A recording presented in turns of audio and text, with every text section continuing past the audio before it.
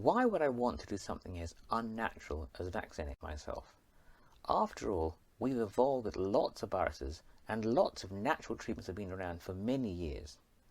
Smallpox has been around for centuries, and in the 4th century BC, people appealed to the gods for protection from smallpox.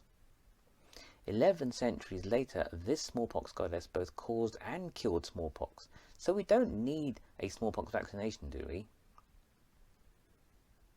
Now, I'm old enough to remember being vaccinated against smallpox in the 1970s, and this picture from 1901 showed us that vaccination could prevent suffering.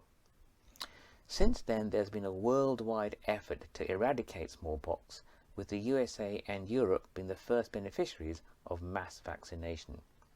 It took another 30 years for Africa to have the same benefit, but the WHO can now claim that the whole world has been rid of smallpox since the 1980s. This man, now in his iron lung, acquired polio in 1952 and is still alive today. In the 1980s, there were whole wards of paralyzed victims of polio who could not breathe for themselves and depended on iron lungs. If you want a graphic personal account of the suffering caused by polio, I'd recommend watching the 2017 film Breathe. In August 2020, Africa was deemed free of polio due to vaccination, although it's still present in some countries of the world, and the effects on suffering and paralysis is still a problem in many parts of the world. Here there are children learning to walk again, having been paralyzed by polio. Now we have a new virus that causes human suffering.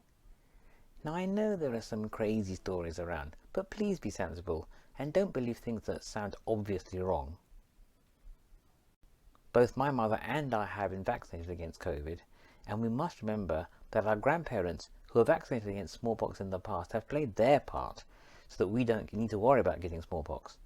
Now it's our turn.